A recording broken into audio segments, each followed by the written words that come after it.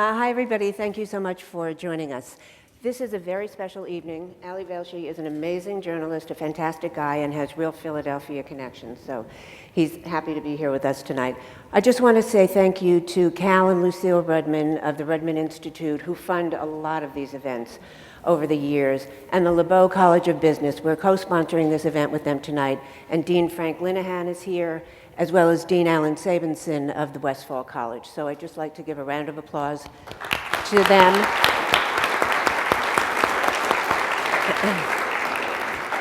And to say that Ali Velshi is the hardest working, man in the news business is a bit of an understatement.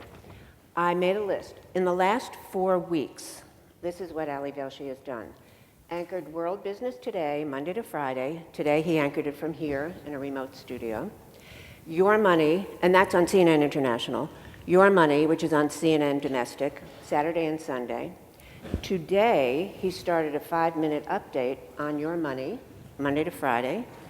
He was sent out to cover Hurricane Sandy. He was on the CNN Election Express bus going to 4 key states, battleground states, prior to the election.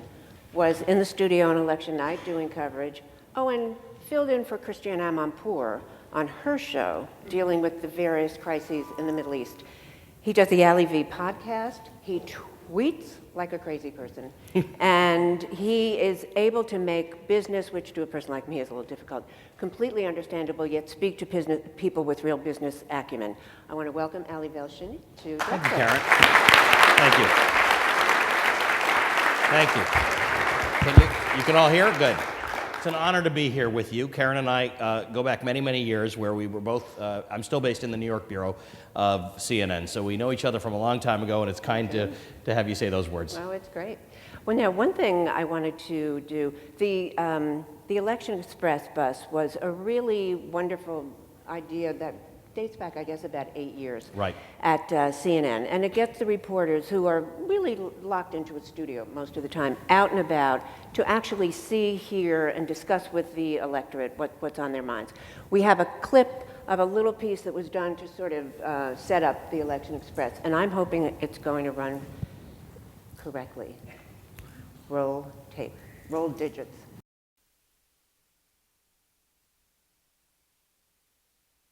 Economic reports you can read, for the interviews you can have with CEOs, and the discussions you can have with economists. You can tell more about the economy by just getting out there and understanding how people are making their money and spending their money. When do you guys open up? We are going to be going through parts of the country that have very, very different and specific economic needs, but each one of those will map onto something else across the country. There's a really important distinction between where people are and where they think they're going. And being on these trips really gives me a sense of where people think they're going. Jobs, unemployment, how many think that's the bigger problem? Okay. As much as people would like to say, I don't care about this circus, this isn't about me, they kind of have to. Drop right in there. It's both a right and a responsibility. And if folks aren't clear on that, they should go read a history book. It's our rent for living in a free country. We're just there to talk to them. We're just there to listen. Most of the time, people think we talk for a living, but we're actually going to be listening to people. And there is no greater education than that. Most of the time, we talk for a living, but we're actually... Whoa. So, lights up. How important is it for you as a journalist to get out there and meet people? I think it's crucial. The ease with which we can do our business, conduct our trade as journalists today, means that you don't have to leave as much as you did. Everything's accessible, right? I don't have to go to a library. I don't have to go anywhere. I can do it all from my computer. And in fact, with some of our younger journalists, some of my younger colleagues, you have to convince them that even if it's not on the computer, you can actually call somebody and talk to them about it. I mean, we have to. Nothing is better in our business than asking questions. It's truly what we do. There are other things that we do. We craft stories and we do choose, based on our editorial history, things to show people. But asking questions is at the core of this. And we forget that sometimes the best questions are asked of our fellow citizens. And they don't have to have done something to qualify for being asked a question. It's kind of why I like coming to universities, because I can ask people things. I can actually find out what's going on. So this is crucial to my reporting. I think the idea of getting out and talking to people, I sort of think it's 1/3 of my reporting. About 1/3 of my reporting is, because I'm a financial journalist, a business journalist, about 1/3 of it is talking to CEOs, business owners, economists, people who are in the world of business, and about 1/3 tend to be policymakers, treasury secretaries, ministers, princes, kings, that sort of thing. But I think 1/3 of my reporting has to be informed by the people for whom I report, to find out what they're thinking. Now, social media, which we'll talk about, helps me get part of the way there, but nothing compares to actually getting out there. And you eat a lot of good food when you're out on the bus. And you get to wear a cowboy hat. And I get to wear a How great is cowboy that? hat, that's Wow. right. So we talked a little bit earlier. How did the election results bear out what you were hearing out So there? we started in Boca on the last presidential debate. The bus was there, and we drove, John Avlon, the other guy you saw in there, and the two of us got on the bus with some crew, and we drove 2,000 miles. We went from Florida through Georgia, South Carolina, North Carolina, Virginia, and then ended up in Ohio. And things bore out exactly the way the election bore out. So that's the best thing about talking to people. They actually tell you what's going on. You don't have to actually look at polls. You can actually look. There's no representative survey. When we're out there talking to people, we don't pretend that we're taking a poll of the nation, but we are asking people what they think about the issues of their time. And we found that people were concerned. In Florida, it was about housing and immigration. That was sort of ground zero for the housing crisis, the mortgage crisis, credit. As you move further up, it was industrialization and jobs and outsourcing.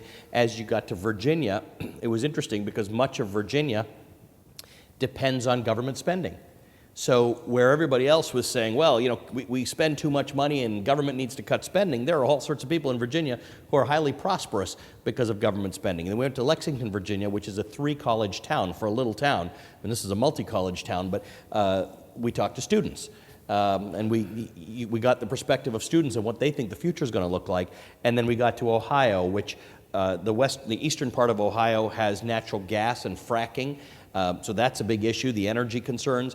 As you get further on, these are old auto plants and old steel towns. So people had real views and strong views about manufacturing and China outsourcing jobs. And then when you get to Toledo, which is really a sort of a rundown city that's trying to come back, their waterfront has been bought out by the Chinese to be redeveloped. So that's really conflicting. You've got a state where you think you've lost all these jobs to China, and all of a sudden the Chinese are the only people prepared to invest in your town.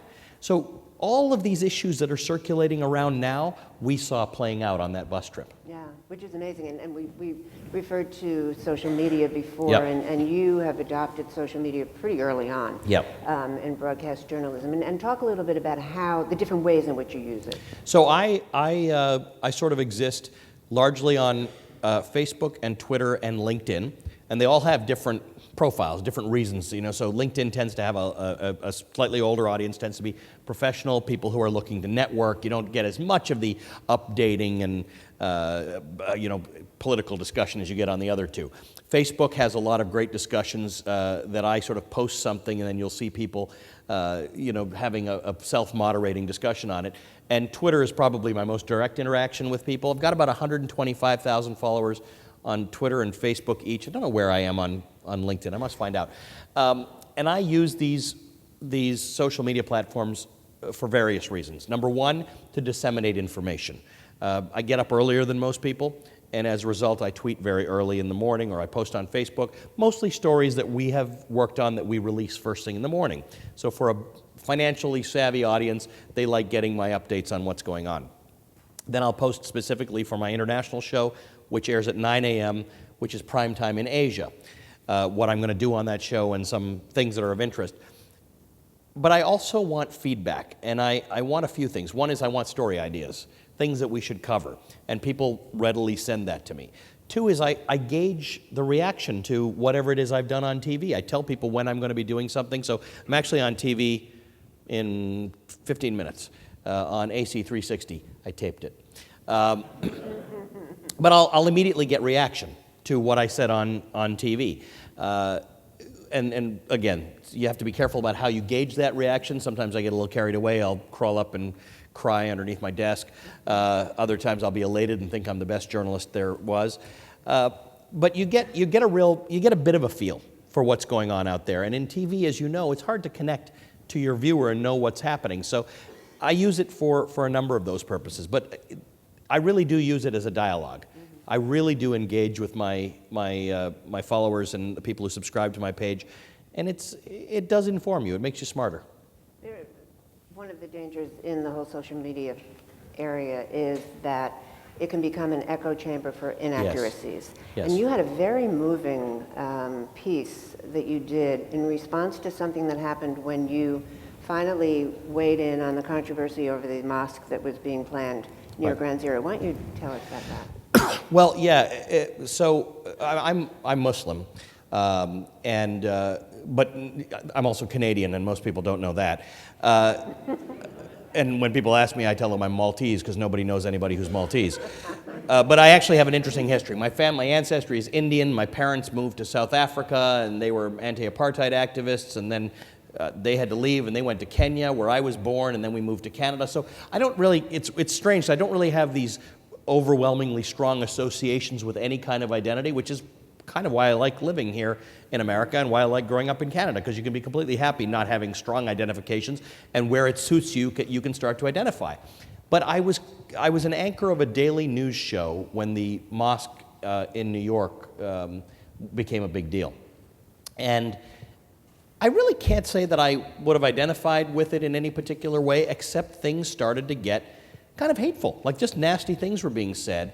And I decided to use my platform as a way to sort of talk about whether we should be politicizing these things and the types of things that people say about it. And I distributed that on social media. I did it on TV. And I have to say, I really engaged on social media, and there were criticisms there were fewer criticisms than there were people who said that was interesting and that was good. I wasn't doing it. I wasn't doing it to try and personalize the story. It's just that the pitch of the conversation had reached a ridiculous height, and I thought, just chime in, disclose where I'm coming from on this, and say my piece. And I thought that was an interesting turning point, because it made something that was very private into something that was very public. Look, people have had far more interesting private things that they've gone public with. I wasn't hiding it in the first place. It had just never come up. It had never, ever come up. Once in a while it comes up that I'm Canadian. And people will often say that that's surprising, but nobody ever knows anything else. I mean, the joke I make is that all this nonsense about people worrying about whether Obama is a Kenyan-born Muslim, I actually am a Kenyan-born Muslim. Are you? I also don't know where my birth certificate is. But in your response, you made reference to Timothy McVeigh and the Oklahoma City bombing and the fact that nobody would have held his Catholicism against other Catholics because he was a Catholic and did that. Right. And I did point that out. And, look, there wasn't a whole lot of original work on my part. People had brought these threads together, that it was a popular time to sort of, it was, for politicians who were jumping on this bandwagon, it did them more good than harm to decide to demonize mosques and Muslims. I happen to know the imam very well who was behind setting this up, and boy, he's just like the nicest guy you'd ever imagine. I don't think he was prepared for the storm that this would have created, that it did create. And frankly, that's, maybe he should have been prepared to understand how politicized it would have been to put up, but that's not how he saw it. He just thought he was putting up a mosque in downtown Manhattan for Muslims who had no place to go and worship in downtown Manhattan. And frankly, though he hasn't said it this way, what I thought he was envisioning. Are any of you from New York City? I live on the Upper West Side. I live across the road from the JCC, the Jewish Community Center, which is just this great all-round, you've got a swimming pool and a gym, and it's not a particularly religious enterprise. It's like a community center that everybody in the neighborhood has something to do with. You did cooking classes and health classes, and I think he was envisioning why don't we do that? Not only can we give people a place to pray, but it'll be this neat center. He had no idea this was going to become the controversy that it became, and I don't think was all that prepared to handle it. Remember, he was out of town for a lot of it, and that complicated things because nobody could find him. And then everything that happens becomes suspect. The fact that he had somebody who was a Saudi friend, became part of the whole thing. So I wasn't trying to ratchet it up. I was trying to say, everybody calm down a little bit. There are a lot of Muslims all around us. There are a lot of all sorts of kinds of people around us. Ratchet it down. Think about this more holistically and move on with respect. It was very, very effective. Thank you. On the air. So we can't have you here and not talk about the fiscal cliff. Well, Boy, can we give it another name? I would love to never talk about the fiscal cliff. Okay, so 4 weeks from tonight, Right. we'll be popping champagne corks, many of us. Well, some of us will be working. Some of us will be working. That's my and biggest fear. Some will be leaping off the... Yeah, I'm very worried that the right thing won't happen. This is the most important part. I never used to be worried that the right thing wouldn't ultimately happen. I trusted politics. I trusted the fact that this stuff happens. It's happened forever. I hope you've all seen the movie Lincoln.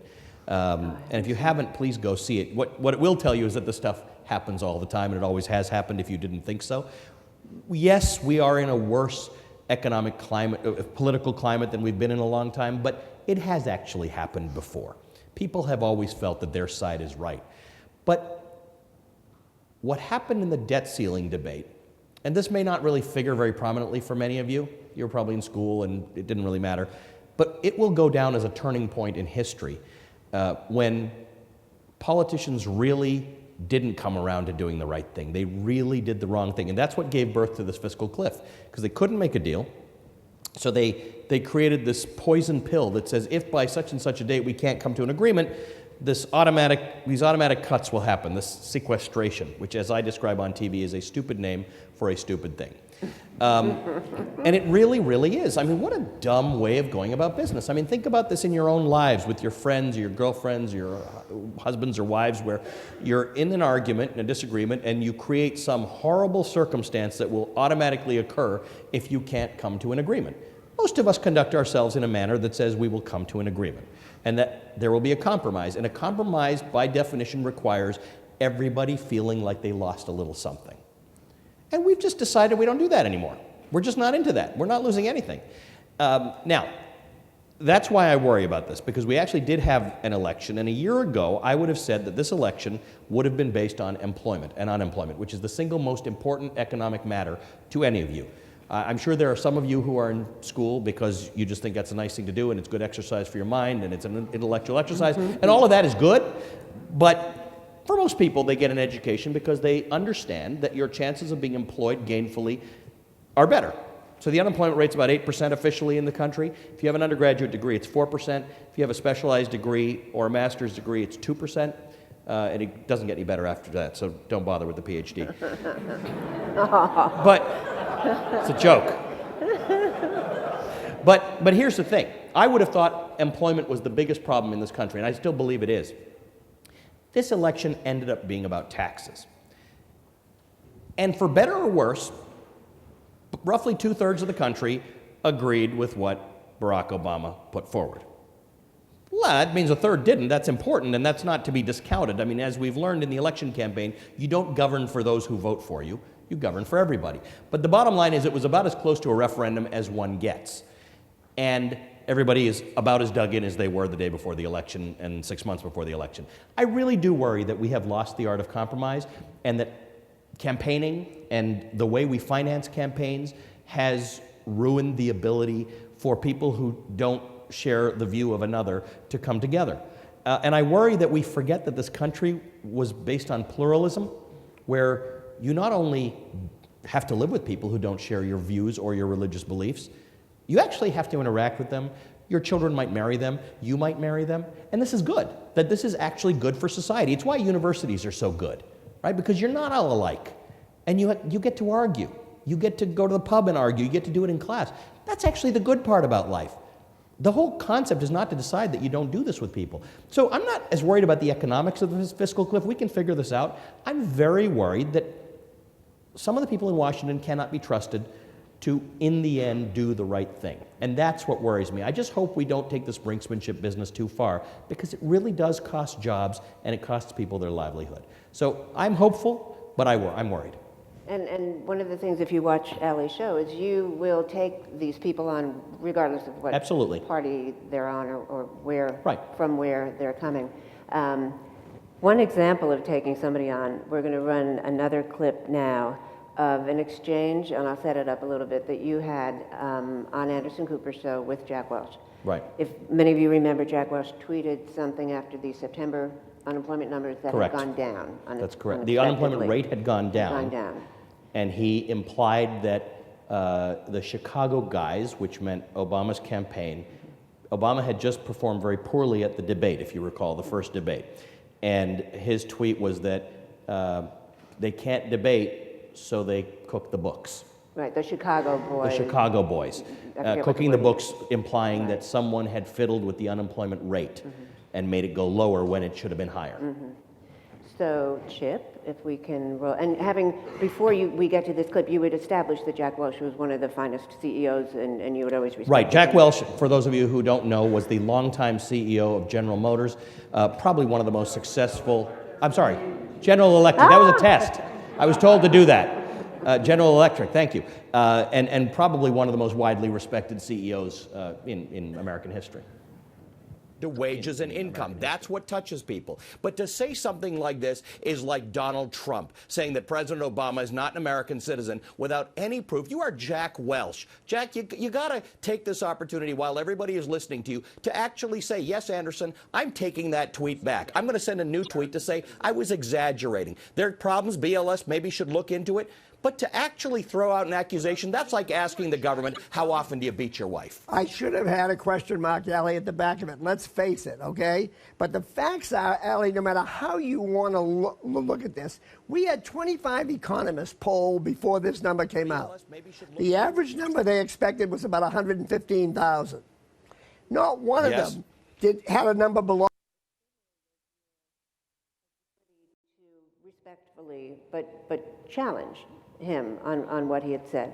And I think of you as a man with opinions but not opinionated, and there's a lot of opinionated stuff going on in television. So talk about making the decision to go and say that. Well, I'll talk to you about that, and I'll just also mention by way of that, one of the guys I interview a fair amount is Grover Norquist, who is the man behind this tax pledge. So as you know, 258 members of Congress, senators and representatives signed a pledge to say they won't raise taxes under any circumstances. And some, including me, believe that I'm not saying that you shouldn't not want to raise taxes. I'm saying you shouldn't be signing pledges about anything when you go to Congress. It hamstrings you. Grover and I don't agree on a thing. Grover's on my show a lot. No one would ever mistake us for being friends, but there is a way to have a conversation and be respectful. And as a result, I do get a lot of people who don't share my views on many things on my shows coming back because there's a way to do this. Doesn't mean you tolerate everybody's nonsense, but people have valid views and they're not yours. This was an interesting day. I was in Boston, and it had been the unemployment day, and it was, it was what it was. It's always a very busy day for me. It's the first Friday of every month, and I was already busy, and I always on Fridays do my morning show, World Business Today, and then I do my weekend show, Your Money. We tape it on Friday mornings. So normally it's from 7 a.m. to 1 p.m., a very busy day. On unemployment days, it's always extra because I'm doing hits all day. And that particular day, I had gotten into work exceptionally early because I was doing the morning show as well. So I might have been in the office at 4 or something like that. Yeah, a.m. And I then needed to go to Boston. So I went to Boston, and Jack Welch tweeted this thing in the morning, and I just thought to myself, boy, this is annoying. And I just didn't want to deal with it. And I landed in Boston, and they said, Anderson has Jack Welch on the show, and we want you to come in and do this. And so at that point, I was just kind of annoyed with Jack Welch because he was ruining my weekend. And I like Jack, and I think he's really smart, and I tweeted that Jack Welch said this, tune into Anderson Cooper at 8 o'clock, and I'll tell you why he's wrong. And his wife, Susie, then tweeted back and said, that's not very respectful or very nice or something. And I said, Susie, I love you and Jack, but this is just silly. And so we were back and forth, and at the end of it, by the way, Susie tweeted, well, since you and Jack love each other so much, as you told each other on TV, which was just before this started, said, why don't you come over for dinner? Is lasagna okay? Like, it was one of those. But I think it was important for me to remember that despite the kind words you said about me, I am who I am. He's got a few decades on me. He's an experienced guy who ran a very big company. I don't need to think I can match wits with everybody in the world. I need to be able to present facts. That's where I dwell. I dwell in a world of facts. So why I have opinions is because I dwell in that world of facts. And that was a level on which I could challenge Jack Welch. I can't challenge Jack Welch or many people on a lot of things because they've just got more life experience and they have opinions. It's not for them to listen to me. This was fact. I was very, very comfortable with this because I know how unemployment numbers are calculated. These poor guys who do it, they're just policy wonks in a room in D.C. It wouldn't occur to them to mess with stuff. They wouldn't, you can't do it. It just, the system is built that way, and I know that. And that's why it was okay for me to go there and say what I did. And the part you didn't hear before the volume came up is where I said, I saw this tweet, and I thought it was from Donald Trump. And I said, I thought your email had been I thought your Twitter had been hacked. Like, this can't possibly be coming from Jack Welch. So it was that ability to keep it, as you saw, try and keep it light, but serious. You also did something on, I think it was your show after Election Day, where you warned people, we have a clip and I'm not going to play it, you warned people not to throw something at the television. Right. And it was about the middle class and taxes. Right, because we've all agreed, or we think we've agreed, that most Americans say the taxes should go up on the wealthy and stay low on the middle class. And my argument was, actually, you can't deal even partially with the debt based on increasing taxes on the rich. And I even said, if you confiscate, never mind tax, if you confiscate all the earnings of the wealthy in this country for the next 10 years, you'd actually only get to half of where you need to get. So bottom line is the math says probably taxes have to go up on everybody, which is remarkably unpopular, but it's part of what I do. I put it out there for people to think about, and then I booked a guest who was the former Labor Secretary of the United States, Bob Reich, who I knew would disagree with me, and I laid out the entire thesis, and I asked him why he thought it was wrong, and he said, I like you a lot, but you're dead wrong, and proceeded to tell me why. And I enjoy doing that on my shows. I think it's great to get the viewer in there and tell them that I think your taxes have to go up, here's why, and listen to the whole argument. Listen to why I think so, and listen to why somebody thinks that's the most ridiculous thing they've ever heard. It doesn't cost me anything to have had somebody, again, much more experienced than I am, who's the Labor Secretary of the United States, he's a professor at Berkeley, telling me you're wrong. At the end, I see that as a good discussion, not a win or lose. Right, we talked a bit at dinner earlier about the screaming matches that are famous on cable. Right. And what you try to do, which is to have both points of view, but to have it be a conversation. Right, and it's a bit more, look, people warned me about this because they said, it's going to make the show academic. You put your thesis out there and then you book people, sometimes they are academics, often economists are, to give you their thesis. Mm-hmm. The ratings have only gone up since we started doing it. Uh-huh. It's interesting. Yeah. People said, that's kind of like, that's not, cable's about fighting and heat and all that. Well, I don't know. I mean, I watch those things. I'm not saying it's not. I'm saying there's a lot of that out there. I'm going to try something different. And as I've tried it, it's quite remarkable. It seems the smarter the show gets, the more people come along. Give us a couple of examples of engagements on Twitter that have led maybe to a story idea or led you maybe to reevaluate something that you... Well, the clearest one that made me reevaluate something was this summer. You're very kind not to have mentioned it. I can't imagine you don't know about it. I was in Vietnam, and the shootings happened outside the Empire State Building. And obviously you remember from your days as a bureau chief in New York, when something like that happens, it's all hands on deck and everybody's involved. But I'm in Vietnam, so I was just trying to be helpful by retweeting and tweeting the things that CNN was saying about this. And at one point, we finally got the word from the FBI that the shootings at the Empire State Building had no connection to terrorism. And I tweeted it out, and I left out the word no. Ouch. Didn't even realize I had. I tweeted it out, had about 110,000 followers at the time, and they got tweeted out, retweeted seconds. CNN's phones went off the hook all over the place. I still don't know what's going on. I'm in Vietnam having a great time. Hanoi is beautiful. And I'm just thinking I'm doing a service for CNN and all that. And then I get an email from my bureau chief, Darius Walker, whom you know. And he said, what are you doing? He said, you're killing me here. What's going on? And I said, what are you talking about? What am I doing? I'm minding my own business. I'm in Vietnam. And then I get an email from the guy who runs the Twitter handle, the social media for CNN, to say, I think you may have gotten a tweet, you may have missed a word. So now I go back, it's like, I was beside myself. I could not believe what I had done. So I did something that's very controversial. I deleted the tweet, which a lot of people don't like. Now, I did it for a very specific reason. This tweet was dangerous. It was spreading like wildfire, so I needed to get the first tweet out. Now, immediately some bloggers pointed out that I deleted it. I didn't care what bloggers were going to say about me at that point. I needed to just get that tweet out of it. Then I went through every single retweet. First of all, I deleted it, sent out a correct one, was very transparent about the fact that I had made a mistake, and then went to everybody who had either responded or retweeted and corrected it. This took me hours. And what had happened is it initially, and Twitter was mad at me. It was really mad about this. And it slowly changed. The whole tide changed because it started to become cited as that's the way to handle a mistake. I wasn't interested in the kudos at that point. I just wanted that day to go away. What I would have given to have had 4 Twitter followers that day.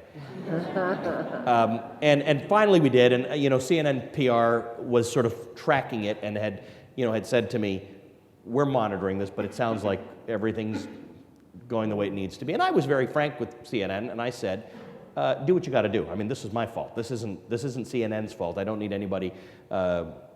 While I appreciate that somebody might be thinking about coming to my defense, don't. This was me and my stupid fat fingers. I then subsequently had conversations with my superiors about it, and they said, "What's the lesson learned?" And I said, "Lesson learned is to check your tweets." I mean, there's what lesson was there? I learned the meaning of the word no, how important that is, and I learned to check them. I mean, there were a lot of criticisms, and they were very valid, and they were biting and scathing. This is the problem with the media today. You're in too much of a hurry to get the news out without checking it properly. My response was, you're right. But That's you what it was. engaged on it. I mean, you didn't run away from it. You engaged on it. I mean, what can you do? At that point, there was nothing to do except say, yeah, the only explanation for this is that there was too much. Now, the fact is, I'm prone to typos, and I have fat fingers. So this wasn't actually about rushing to get it out. This was literally me having fat fingers and having typos. Nowhere in life would the word no have been that important as the shooting at Empire State Building has connection to terrorism. That's what I said. FBI says shooting at Empire State Building has connection to terrorism, has link to terrorism or something like that. And the beauty is that most people who read it understood that the no needed to be there. It wasn't that I had created another sentence. So that still haunts me. I still think about that one. Sorry to bring it up. Because I worry that should that redefine what I do. But, until you figure it out, you get back in the game. But it's a teaching moment. Absolutely. You're a better tweeter. To me and everybody around me. Absolutely. So that was important. And I by the end of the day, I was getting a lot of, show of support from people saying, look, it happens. And it doesn't happen much. And I did say to people, it shouldn't happen. The one thing about being an anchor and a reporter at CNN, because some people said, well, you guys should have seen it was all over the place. There were all sorts of other tweets that said otherwise. You shouldn't have to believe one tweet, and you shouldn't, don't get mad at Ali. It's like, no, you should be able to believe my tweets. You should be able to believe my tweets. I'm an anchor and reporter for CNN. That you should be able to believe my stuff. So that's more important than the mechanism. It's whatever I tweet, whether it's my mood or where I was today or what I'm doing on my show or what I think about your stupid tweet, needs to be something that I can hold up and say, 100,000 people, probably times 10, are going to see that. So I had better be able to be good with that. And I remember one of my bosses saying to me, because he didn't like a particular tweet that I had sent out once, and he said, but it wasn't wrong, he just didn't like what it was. And he said, you should think 5 times before you send a tweet like that. And I said to him, I think I would have sent it if I had thought about it 5 times. It's fine. If you have thought about it 5 times and you still send it. Of course, he didn't want to lose the argument, so he said, then ask your wife. So that my wife's here, so that maybe Now, that's what I'll do. speaking of your wonderful wife, Lori Wax, who you had an interesting way of meeting. Yes, and you can't do this a lot, but Lori was a guest on my show. So never say no when a cute guy's booker calls you to Right. go on his show. So Lori is based here in Philadelphia. She's from New York, but she's lived here for 20 years. And more than that, 22 years, right? Something like that. She went to another school down the road and stayed. And Lori was a guest on my show, and she was in Philadelphia in a remote studio, so I could see her. She couldn't see me. And it was her first time on TV. She was a mutual fund manager. And she got off air and went back to her office, and her PR people told her that it was okay, she could do with some media training. And meanwhile, she's got a call from my office already, like, can we book you again? So she thinks she's a natural. And so this went on endlessly for months. She would come on the show once a month. It was the same drill. It's like she'd be in the studio in Philly, still had no idea. I'm in New York. So finally we said, can we spring for the Amtrak ticket and bring her into New York? And the rest is history. I love that. That is such a great story. Now let's talk a little bit about how you got where you are. You were not a business-oriented undergrad studying No. away. No, I studied religion. I was actually one of those people who did think you should just go to school because it's fun and it's an intellectual exercise. I studied religion at a school that actually had a theology college, but about 5% of the class did it as an intellectual pursuit. Now, as a result of doing that, there were many classes in the relatively small curriculum. It was a smallish liberal arts college in Canada. There were many classes that were not available to you if you were just doing it as a intellectual pursuit as opposed to as a calling. So you had to dig up classes in other departments, English and history and things that were otherwise related to religion. So it ended up being this remarkably liberal artsy education that I really liked. And I assumed I was going to practice law afterwards. I would get a law degree. And before that, I had thought that I was going into finance. And so I've already, be warned, I've already changed now. And like inside a year, I've changed what I want to do. I've gone from business to religion and thinking about law. And then I decided like a year later that I wanted to be an engineer, particularly a geological engineer. So I'm now catching on to the fact that I'm not really, I'm a little fickle when it comes to careers. So now I graduate with this religion degree, and I still don't want to be, I don't want to go to a divinity school. I don't want to be, wasn't a particularly religious guy. And plus, it wasn't my religion. So now I'm stuck. What do I do now? And the only thing I had done consistently was write for the school paper. So I decided I wanted to be a newspaper writer, and there were no newspaper jobs. I applied for all these internships everywhere, and the only one I got was an internship to CNN in Washington. And I was so offended, because I was going to be a newspaper writer. Those dumb TV people, I don't want to be in TV. And I really didn't like the idea at all, but no newspaper cared to hire me. And I'd applied to journalism programs, and I arrived in Washington in May of 1992 or 1993. I loved it, fell in love with it. Day one. Wow. I fell in love with CNN, fell in love with politics, fell in love with Washington, fell in love with TV, all on the same day.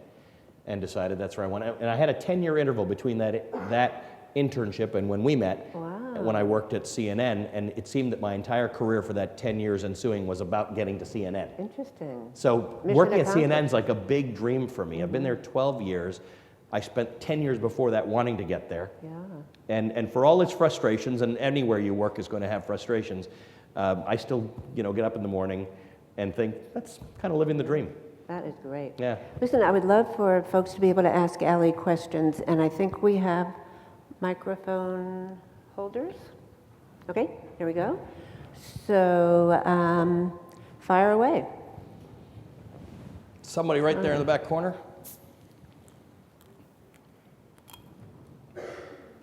Hi, do you believe that CNN and other networks like it spend too much time, too much airtime covering the latest viral cat video? Well, here's the thing. One thing I do understand about CNN and everybody else who does this is that while guys like me would like to think that we are a public service, we are commercial enterprises. So we have to constantly do this juggling act between things that I think you should be listening to 24 hours a day, which would involve me being on TV 24 hours a day, and things that are likely to get you to watch TV so you can stick around and watch the thing that I really need you to watch. Do I think there's great news value to cat videos? No, but it's remarkable what people will watch. And so we can't get, I can't outsmart my viewers too much. My general view in life on TV is that over time, I want you to trust that you want to watch me because I generally pick this selection of stuff that you like, and that my network picks this selection of stuff you like. And until we have you completely weaned off the candy, we got to give you some of it. So think of it as a meth clinic for news viewers. Yeah, I mean, look, there are things we all see on TV or put on TV sometimes that make us wince. And I think the viewer is ultimately getting more sophisticated, and frankly, YouTube's there for that, so you probably will see less of it. But once in a while, I will be watching CNN in the newsroom, and there will be some fantastic video of a deer that went into a bank and then came out the other side. And I kind of watch it too. So It's kind of a finance story. The guy was going, right, well, that's a finance story, right? And I'm a business guy. I don't have as much experience with that, given what I do now, but I totally get your question. Okay, here we have a gentleman down here, and then we'll get to that gentleman back there. Hi, talking about the cable news media, you were talking earlier about the lack of compromise, and that's one of your biggest concerns these days in Washington. And I think personally a lot of that has to do with the polarizing effect of cable news, particularly Fox News, but now we've got MSNBC on the other end. CNN tries to stay valiantly somewhere in the middle, but is struggling. Struggling in a sense of viewership and ratings. Right. You now have a new CEO, Zucker, coming in. What are your thoughts on the industry, where it's heading, and what CNN's place in that is, and how that may affect you?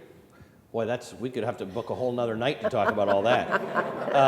Well, first of Memo all, to Jeff. you're right in many of your observations that possibly some of the polarization. I mean, like I still hold that campaign finance and campaign laws have done more damage to politics than the media has. But you know, A, I think you may be right, and B, as I read more and more about history, I realize the media has been involved in mucking up politics for a very long time. But that being what it is, we do have a landscape that's changed in cable news. And I think history will look back at CNN and say CNN was wise to take its time in deciding where it fits into that landscape. This is a long way of saying I don't know what the answer is, except that I'm glad we didn't do something that compromised us. Now, does that cost you sometimes? Absolutely it does. I'll remind people, it doesn't cost us as much as people think it does. We win when it's important to win. There are things that happen in the world where it doesn't matter what your politics are, you'll tune into CNN to see it happen. We have a disproportionate influence to our ratings at CNN. We always have had, and globally. So a lot of this is a conversation about what's going on in the ratings battles in America, which is a generally declining pie of TV watchers. So some are gaining and some are losing in a generally declining pie. Globally, we don't face those kind of challenges with CNN at all. So that is not to diminish the fact that this is our big showroom. I mean, this has got to work, and I think Jeff Zucker understands that very, very clearly, and will, that's a big challenge, the job he's taken on, and I think they must have had a lot of long discussions about that, so he knows what he's up to. Remember, this is actually I would say, I don't speak for him, I haven't talked to him about it, but I think it's he can get his hands around this challenge. Given the things he's done in his prior life, this is the size of a challenge he can probably get his hands around. But nobody comes into a senior position at CNN today with your head in the sand about the fact that our business is to get people to watch us. And there are times in the last few years where we have not succeeded in that. There are times when we really have. Election night was one of the finest hours ever on CNN. That hurricane. I mean, there's just nobody who can do that like us. International events, the Arab Spring, the earthquake in Japan. Our problem is that, what do you do the rest of the time? People really know that you're the place for news. People who identify themselves as liberals and conservatives all say, when stuff like that happens, you got to be at CNN. What do you do with the rest of your time. And we're developing a bunch of things that we're doing with the rest of our time. Some people question it, but we've got Anthony Bourdain now doing this cooking thing. We've got Morgan Spurlock, who is really a great documentarian. Controversial, but that's, the world's full of controversy. We've got him doing documentaries. So we're dipping our toes into different areas, at the same time staying true to the value of what CNN is today, what it was 20 years ago, what it was when Karen was there. Because the day you give that up to do something else, you may not be able to get it back. That's our big fear, that it may not look to everybody else, if you look at it in terms of ratings, as lucrative and as fantastic, but we own it. And that's a hard thing to give up. It's a good question, though. We all think about this a lot. Oh, this gentleman, and then we'll get to this lady here. Well, thank you very much for coming today. I really appreciate it. Thank you. My question, basically, Lebeau is known for its entrepreneurship program. And since you're the chief business correspondent of CNN, and since you speak to many entrepreneurs, I was wondering if you could give us a view from the top about the current environment of entrepreneurship. Great question. I spend a good deal of my time doing things that don't involve politics and the economy. You wouldn't know it these days. But it's not actually my mainstay. It's not even what I really fully enjoy as much. What I really enjoy is I work with the X Prize, which some of you may know. They were responsible for the first commercial rocket ship to go into space and land, Spaceship One. Spaceship Two was Virgin Galactic's plane that will take people into, that was all born out of the X Prize. I used to judge, from time to time, business plan competitions. I spend a lot of time talking to entrepreneurs who have incubators. I go to South by Southwest and meet the folks who are working out there.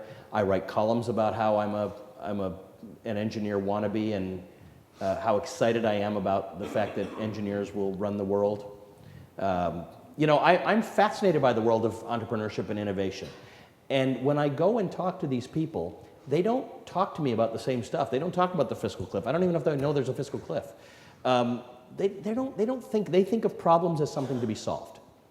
And they think of themselves in this continuum as solving the problems. And many of these people are serial entrepreneurs who will do it. They're not afraid of failure the way politics makes you afraid of failure.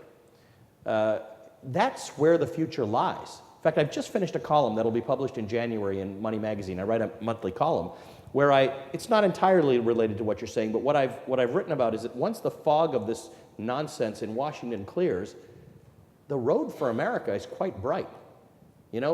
Whatever you think about, look, I'm a big alternative energy guy. I wish we weren't on fossil fuels, but bottom line is we have an energy boom going on in this country. For better or for worse, it actually is happening. We are innovating. We are manufacturing. Believe it or not, manufacturing output in this country is way up. Part of the problem is it's not resulting in jobs. But we're finding great, efficient ways to actually manufacture and sell things abroad. America is a very, very innovative place. We just get bogged down by all this talk about politics. And I'm really looking forward to 2013 and not endlessly talking about Washington, to start talking about not only the things that are going on, but the way it relates to my viewers. So there are innovations out there. Why do you care? A, you can possibly invest in them. B, if you have kids who are college age or you're college age, you can think about areas in which to train because they're innovative and interesting.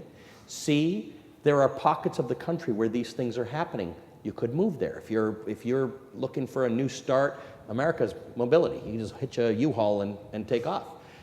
That's what I want to tell my viewers, how you participate in this. And by the way, not just America, but the world. How you participate in this growing, exciting world. Because when you watch too much cable news, you think it's all falling apart this week. It's actually not. There's way more good happening and way more innovation going on in the world than we look at. And my viewers, because they're so preoccupied with this nonsense, because they have to be to some degree, they're not seeing what's going on and what these innovations are. It's actually part of the reason I like doing both shows and working for CNN International, because when I get to go to India and China and the Far East and see the stuff that's going on there that isn't the same as we're a little introspective around here. I'd love to give my audience a bigger view of entrepreneurship here and around the world. This lady here. First, a disclaimer, I don't put you in this category, but I am concerned about the 24-hour news cycle and what appears to be news reporters really making the news as opposed to reporting the news. You know, when they ask lots of questions before they've gotten the facts, and in most people's mind that question mark comes off, and it is a fact, and everybody's picking up on the issue. So what do you do about the 24-hour news cycle and really reporting news as opposed to making it? So what I've learned is that the only thing I can do is I can only fight it by making my product what I can, right? So I've figured out that not only can I not fix the news, can't fix cable, not even really big enough to fix CNN, but I can fix my shows. And so that's what I do.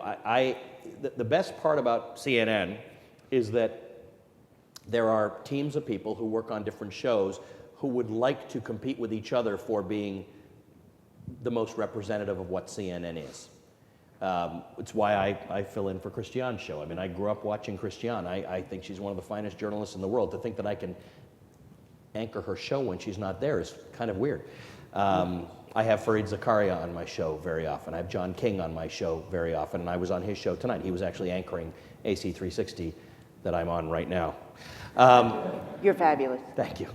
So the only thing we can do is hear what you're saying, and I share your view, and just make sure that what we present is different so that people like you will say, I'll choose from amongst these people because they don't do that nonsense. They don't do those things that cheapen. But you know what, I guess like us and politicians and car salesmen, there are some really good ones and there are some really bad ones, and we can't fix the whole place. I mean, we are a self-governing industry. It is proved lucrative to not sometimes do the best thing. And by the way, like I said, it's been lucrative forever to not do the best thing in journalism.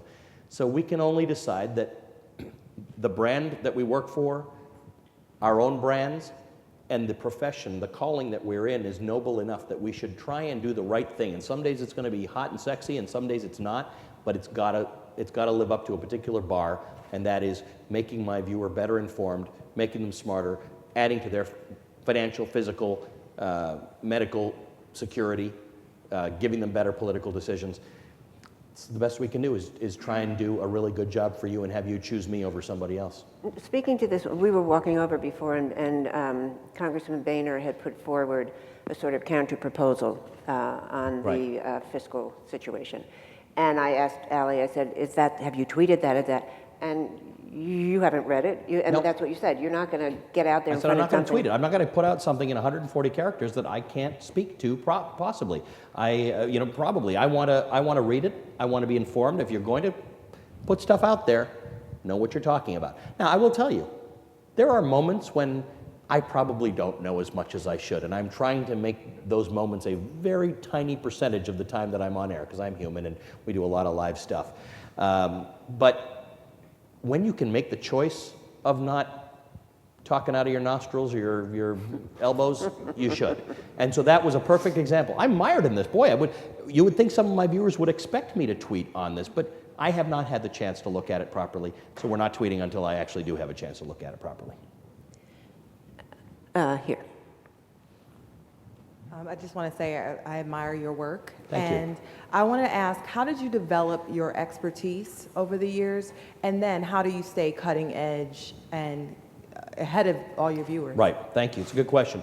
It's a body of knowledge. It's not, I'm certainly, on some levels I know more than I did 10 years ago, and I just know that I don't know more.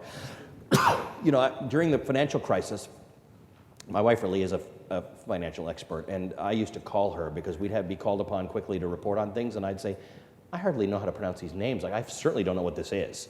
What is it? Like, I just didn't know that some of these things existed that nearly crushed the economy.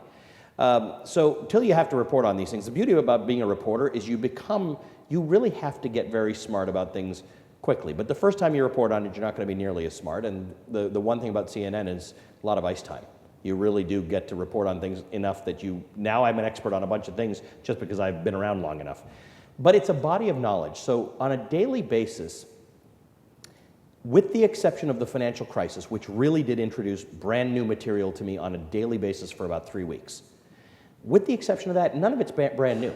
So if I hear tomorrow that X company did Y and its share price is down by this much, I may not know the full story, but I know X company, I know what Y is, and I can characterize the share price while I read about what's going on and ask people about it. And I've surrounded myself, one of the things about being in a particular place over time is you build a great team around you. I have a great team of producers around me who, in one case, my main producer is a guy who, his main job is just tell me when I'm off course. You're not thinking about this the right way. He's sort of like a thinker. He's like a general counsel kind of guy. That's where we're at, because when you have a body of knowledge and you want to start to refine it, you now want experts around you. And so that's what I do. I now know most of the stuff that's out there. There's not much you can throw at me about finance or the economy that I don't know. I understand the context of it. Now, when I report for my international audience with a focus on Asia, that's relatively new in my world. So that's more complicated. When I report on Asia, it feels more like me reporting on business 15 years ago in the US. I know every US company. I've interviewed thousands of CEOs. I've never interviewed a Chinese CEO in my life. It's like Chinese to me. So I'm really studying that. So what I do is I look for opportunities. So on the night, very recently, it was 2 nights after the US election, the Chinese government changed. They only change once every 10 years. It's about as different from a US election as it can be. You know all the players, you know who wins, you know what the economy is going to grow by. It's totally different. But I asked to be involved in the coverage of that. I wasn't going to contribute a great deal to it, but just by being forced to listen to the names, see the faces of the people involved, it'll come back to me and I'll need to use it sometime, but you got to stay in the game. The way to learn in my business is just a lot of ice time. Let's get a couple of questions on this side. I've neglected this side. So that gentleman and then that woman back there next. Hi, my name is Nigel. I'm an international student from Dubai. And From Dubai? From Dubai. Very nice. Yeah, so I see my dad watching you on the TV a lot like of times your there. Being in Dubai, I have a different perspective, meaning we don't get MSNBC. You think the buildings here are very small. Kind of, yeah. It seems like that, yeah. Yeah, we don't get MSNBC or other news channels, Right. so we end up watching CNN International. Being from a perspective of the Middle East, how would you say the future of the finance in the Middle East is going to turn out right now? It's different from America, but how do you think it's going to turn out? So the important thing to think about in the Middle East is Dubai, the Gulf states are a different economy, right? So when we talk about the Middle East, you've got the North African states, the states around Israel. These are not prosperous states. Many of their problems are born out of the fact that they don't have any prosperity, and it creates all sorts of other issues. The Arab Spring was born out of the idea, even though it spread into some of the Gulf states, marginally, your problems in the Gulf states are unique. Lots of money and massive disparity, right? You've got an entire service sector, which is most of the population, and then a fairly wealthy controlling sector, in many cases that doesn't work, but sustains a remarkable economy based on finance and oil and things like that. The good part is that when the rest of the world had problems, the Middle East and their sovereign funds were able to buy a lot of assets very cheaply, and they can make a lot of money off of that for decades to come. So I don't think there's any question that countries like these Gulf countries will actually do particularly well. You've seen them as media centers. I mean, CNN has a bureau in Dubai and in Abu Dhabi. Did we have Dubai when you were there? I don't think so. Yeah, so we probably not, because it's relatively new, and we've got Abu Dhabi. We think the Middle East in general is very important at CNN. We take it very, very seriously, although it tends to figure more prominently on the political side. From Abu Dhabi, we do a show every day on CNN, which is, you've probably seen it, it's called Global Exchange. And it's actually about emerging markets around the world. We just happen to use that as a base. But it'll be Africa and Asian countries and Central Asian countries. It's definitely, it's a hub. I mean, I think the world is basically going to end up having 4 hubs. You've got America, you've got Great Britain. I used to say Western Europe and Great Britain, but it's really ultimately Great Britain. You've got the Middle East, the Gulf states, really Dubai, and to some degree Abu Dhabi, and then you've got Hong Kong, Singapore, which will ultimately become Hong Kong, Singapore, Shanghai. And that's how it's going to go. And you can tell from where people decide to hold conferences now that used to be you did them in certain places. Now these other places get a lot of it. I think that's how the world's going to be. It's going to be spread out into different centers. India will become a little more prosperous and end up being one of those destinations, but they don't have the infrastructure yet. So I think I don't think much is going to change. I think Dubai got burned a little bit in the in the financial crisis and beyond, but it's sustained and will continue to. Okay, we'll have two more questions. That lady back there, and then one from this side. I am a three-time Drexel graduate, and I want to give you a question. Maybe it's a pitch for a story somewhere down the line. Since my graduation in September '07, I've been looking for a full-time job, and I still haven't found one yet. And like myself, along with so many others out there, and I know there are lots and lots just like me. How is it, first off, when do you see people like myself, to those people that have been out the longest, finding a job? They're talking about 2013 being the year, and I thought it was going to be this year or last year, the year before. Also, too, I have found myself with an attitude of not caring very much about other things and things around me. I'm just wondering how people like myself, being out as long as we have, seeing what's happening with the government and Congress and the president and everything, how are we going to be when we get back into that workforce? How is that going to affect our work? How is that going to affect business? What are you trained in? What are your reasons? My undergraduate is BS in Communications, Broadcast Media. My MS is in Television Management, and I have an MBA. Okay, wow. I also have 20 years of radio and television work behind me. Yeah, you are the sort of the face of the dichotomy of what's going on around here. So back in the financial crisis, we thought it would be 2011.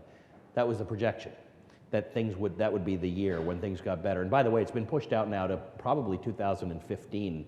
Now, at some point, well, that doesn't mean for you, but I'm saying for when we return to a point of normalcy, right, where we've got unemployment below 5%, which from economic terms is considered full employment because there are some people who, for various reasons, need to be unemployed, though they could work. They might be taking care of family, might be going back to school. So you have a couple of questions in here. One is, why should you care? I addressed that in that, that thing when I talked about the bus trip. I said, it's very hard. People sit there and say, why do I care about this stupid circus? What's it got to do with me? The danger, of course, is that as you get disengaged, that's obviously the danger. As you get disengaged, people with different ideas, the turnout in elections is very, very low, right? And that's because people don't care. They think, what are you doing for me?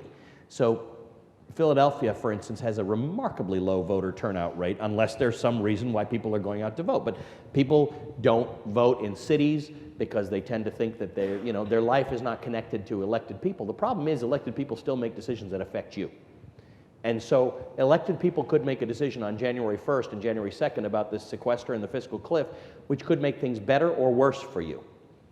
So that's the danger, that you have every right to feel that they don't do things for you. But unfortunately, as my friend John Avlon says in that video, the rent you pay for living in a country like this is you got to stay engaged. So that's a hard lesson, and it's tough, and I hear you. I mean, I can see it in your eyes that you're just frustrated. Like, what'd you do to deserve this? I mean, you did everything right 3 times.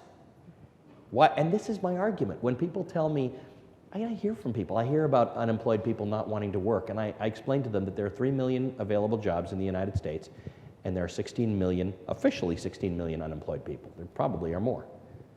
Do the math for me.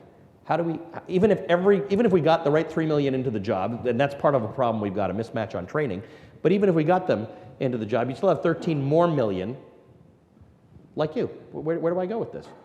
And that's part of the problem. We've got to, the only answer, so there's 2 answers. There's your specific answer, and that may mean moving, it may mean you can't get much more education. But it means making the economy better. It means getting to a place where the places that you can work are happy and need to employ another person or another 10 people. And then it'll work. And the thing is, when it changes, it'll change for you. It'll change all of a sudden, and you'll start to feel it. And part of that is getting past this nonsense that makes businesses feel insecure about their future because they just have no idea of what's going on. It's just easier to not make a decision. People are the easiest thing for a company to cut. When they don't know what's going on, I can't sell my machinery. I'm an airline. I bought planes. You know, I can't. They're coming in every year for the next 10 years. There's nothing I can do. The only cost I have that I can get rid of is people. People are the most expendable thing in this society, and that's what we have to change. Now, you've done all the right things. Universities are the single best place to get the training you need to compete in this society. But when society and the economy are as broken as they've been, all the right work hasn't helped you in this case. Now, I will tell you, it should change to the point that it does help you. The stigma of being out of work for a long time is gone. I know it's not gone. I know there's some companies that think that's a problem, but largely the societal stigma about being out of work during these years since the financial crisis is largely gone. People understand that work has gone away. So hopefully when we start to pick up, what you will see as the stigma of being out of work will be translated into a lifetime of experience and good education that's going to help you.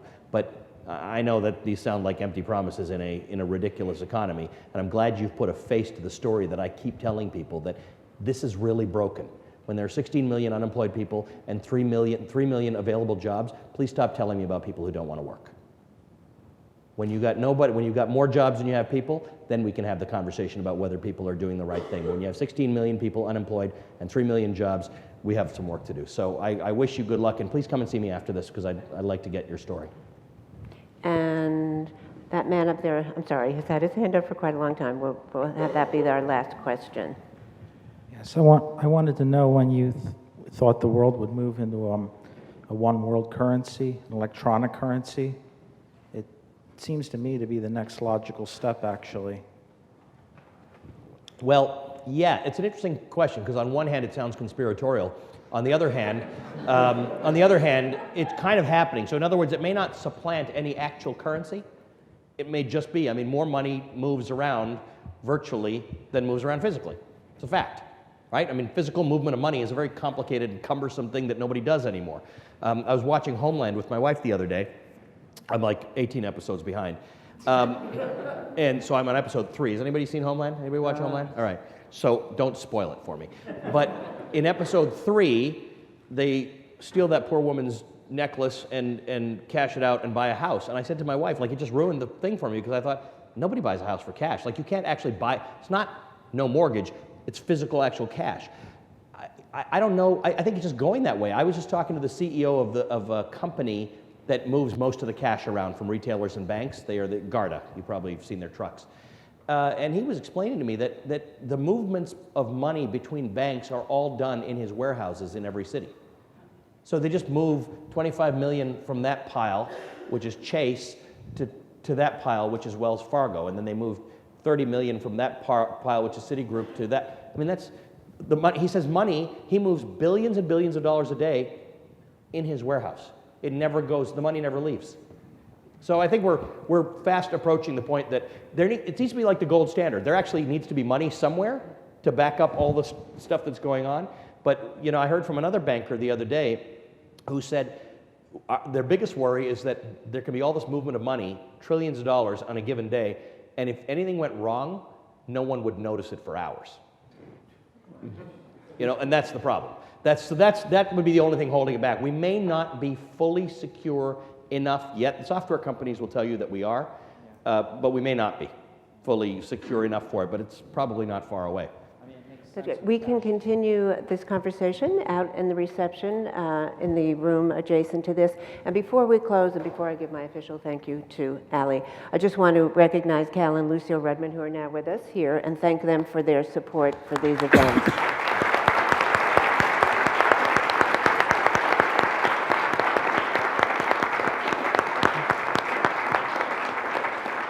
And the LeBeau College of Business, and Dean Linehan and his staff, and Dean Sabenson from Westfall College of Media Arts and Design. And Allie, this has been absolutely fantastic. Thank you. It's been my pleasure to be here.